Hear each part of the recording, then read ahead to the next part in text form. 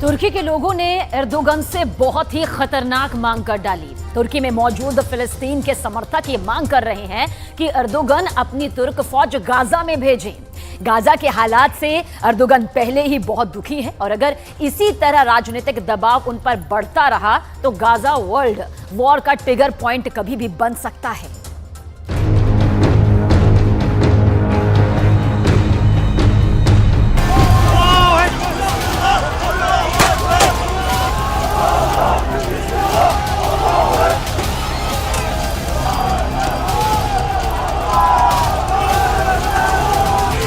तुर्की की जनता सड़कों पर उतर आई है।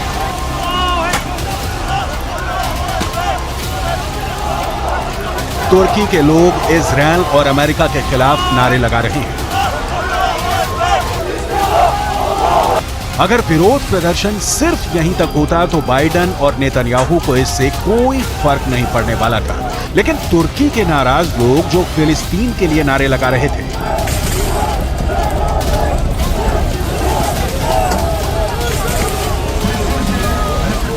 तुर्की के दक्षिण में मौजूद अदाना एयरबेस पर पहुंच गए, जो अमेरिका का सैन्य अड्डा है और दावा किया जाता है कि यहां पर 50 की संख्या में एटम बम रखे हुए हैं। ये विरोध प्रदर्शन अदाना की सड़कों पर भी हो सकता था, लेकिन क्या जानबूझकर परमाणु बम वाले ठिकानों पर भीड़ का हमला करवाया जा रहा है?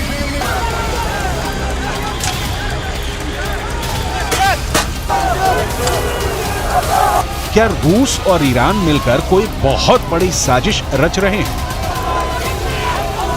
या फिर इन परमाणु अड्डों पर कब्जा करके अमेरिका या फिर इजरायल के लोग नुकसान पहुंचाना चाहते हैं?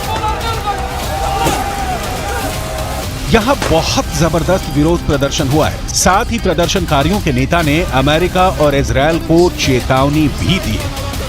Değerli kardeşlerim, biz burada Gazze'deki kadın ve çocuklar için masada elimiz güçlensin diye geldik. Gazze'deki kadın ve çocuklar için ara bir anlaşma yapılacak ve çocuklarla kadın çıkarılacaktı. Şimdi bunu yapanlar Gazze'deki kadın ve çocukların ölümüne sebep olacaklar. Hiç farkında değiller. खास बात यह है कि तुर्की के सिर्फ Adana ही नहीं बल्कि और भी कई शहरों में अमेरिका के खिलाफ विरोध प्रदर्शन हो रहे हैं, क्योंकि अमेरिका के विदेश मंत्री एंटनी ब्लिंकन तुर्की दौरे पर हैं और वो किसी तरह इजरायल और तुर्की के बीच बिगड़ते रिश्तों को संभालने की कोशिश में लगे हैं। लेकिन तुर्की के अंदर जहां से अमेरिका के विदेश मंत्री एंटनी ब्लिंकन का दौरा होना था, वहां पर हमास के प्रवक्ता अबू उबैदा की तस्वीरें लगाई गई थी ताकि अमेरिका को ये बताया जा सके कि आखिर तुर्की के लोग क्या चाहते हैं। इजरायल और फिलिस्तीन के कुछ अखबारों में तो यहां तक छपा है कि तुर्की के लोग ये मांग कर रहे हैं कि तुर्क सेना को गाजा के लोगों की रक्षा के लिए रवाना किया जाए। तुर्की के राष्ट्रपति तैयब एर्दोगन एक मंझे हुए राजनेता है, पब्लिक की नब्ज को समझते हैं, इसलिए उन्होंने तुर्की के इस्तांबुल में एक बहुत बड़ी रैली की थी और नेतन्याहू को आतंकवादी कहा।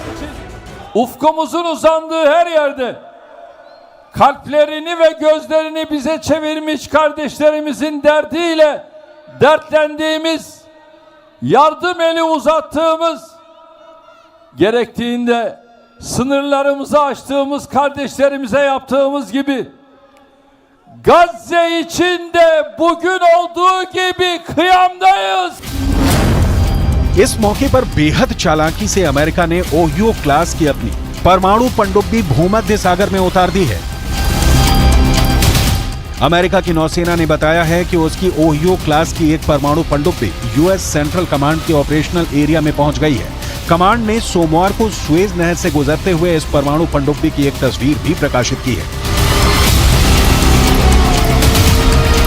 आमतौर पे पनडुब्बियों की तैनाती को गुप्त रखा जाता है, क्योंकि जब तक वो दुश्मन की नजर में ना आएंगी तब तक ज्यादा प्रभावी रहेंगी। लेकिन बावजूद इसके अमेरिका ने ये ऐलान किया है कि उसकी पनडुब्बी भूमध्य सागर में तैनात है ताकि इजरायल के दुश्मनों में खौफ का माहौल पैदा हो।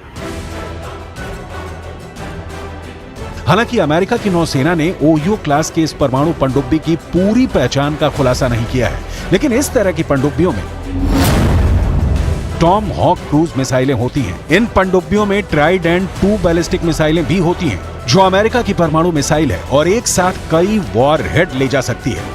अमेरिका की ताकत को तुर्की के राष्ट्रपति एर्दोगन भी जानते हैं और समझते हैं, और तुर्की नाटो का सदस्य भी है। लेकिन गाजा में जो हो रहा है उससे तुर्की के राष्ट्रपति एर्दोगन काफी ज्यादा दुखी है। İsrail tam 22 gündür açıkça savaş suçu işliyor. Şimdi İsrail, biz de seni savaş suçlusu olarak dünyaya ilan edeceğiz.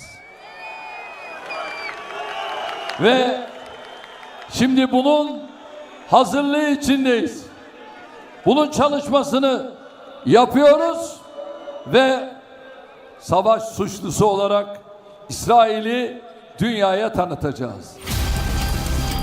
लेकिन इजरायल ने हमास को खत्म करने का फैसला कर दिया है और वो युद्ध विराम को तैयार नहीं है। अमेरिका भी इजरायल का साथ दे रहा है और दूसरी तरफ जॉर्डन, कतर, यूएई, सऊदी अरब, तुर्की, ईरान, ये सभी मुल्क जल्द से जल्द युद्ध विराम चाहते हैं। तुर्की के विदेश मंत्री के साथ एंटनी ब्लिंकन की मुलाकात हुई है, लेकिन मतभेदों को रोक पाना अब आसान नहीं रह गया है और उसकी वजह बिल्कुल साफ है। तुर्की के राष्ट्रपति एर्दोगन गाजा में इजरायल की कार्रवाई को नरसंहार की संज्ञा दे रहे हैं। Ülkenin kendini savunma hakkı varmış. Tamam da adalet nerede? Adalet nerede? Gazze'de savunma değil, açık ve alçak bir katliam yürütülmektedir. Gazze halkını bir silah gibi kullandıkları açlıkla, susuzlukla, yakıtsızlıkla, sağlık hizmetlerini çökerterek topluca yok etme peşindeler. दूसरी तरफ Antony Blinken ने Iraq का भी दौरा किया है। Iraq का दौरा अप्रत्याशित है क्योंकि इसकी पहले कोई योजना ही नहीं थी, लेकिन माना जा रहा है कि इराक के प्रधानमंत्री अल सुदानी से मिलने का फैसला ब्लिंकन ने इसलिए किया क्योंकि इराक और सीरिया के एयरबेस पर लगातार हमले हो रहे हैं। इराक और सीरिया में मौजूद ईरान के फंड से चलने वाले संगठनों ने 17 अक्टूबर से अब तक अमेरिका के सैन्य ठिकानों पर करीब 35 हमले किए हैं। माना यह जा रहा है कि एंटी ब्लिंकन ने इराक के प्रधानमंत्री अल सुदानी के जरिए ईरान को संदेश भेजा है, क्योंकि ब्लिंकन से मुलाकात के फौरन बाद अल सुदानी ईरान गए हैं और उन्होंने वहां अमेरिका की तरफ से ईरान को ये बताया है कि अगर सीरिया और इराक में अमेरिका पर हमले नहीं रुके तो ईरान को इसकी भारी कीमत चुकानी पड़ेगी। हालांकि ईरान का रुख नरम होता नहीं दिख रहा है, क्योंकि ईरान के रक्षा मंत्री अशीत यानी ने कहा है कि अगर युद्ध विराम नहीं हुआ तो अमेरिका को बहुत बड़ा झटका झेलना पड़ सकता है। दूसरी तरफ इजरायल ने ये रणनीति बनाई है कि वो 7 अक्टूबर को हुए आतंकी हमले की तस्वीरें पूरी दुनिया को दिखाएगा ताकि उसके खिलाफ दुनिया में बन रहा माहौल कामयाब ना हो पाए।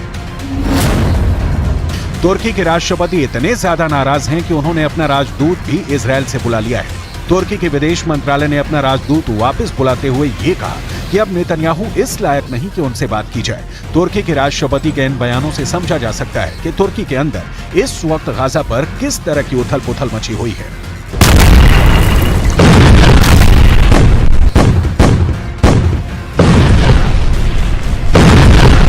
Ülkenin kendini savunma hakkı varmış.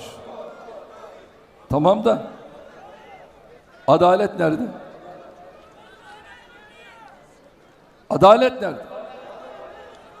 Gazze'de savunma değil, açık ve alçak bir katliam yürütülmektedir. Gazze halkını bir silah gibi kullandıkları açlıkla, susuzlukla, yakıtsızlıkla, sağlık hizmetlerini çökerterek topluca yok etme peşindeler. कुल मिलाकर अगर गाजा में ऐसे ही Israel बम बरसाता रहा तो पूरा waste Asia अस्थिर हो सकता है।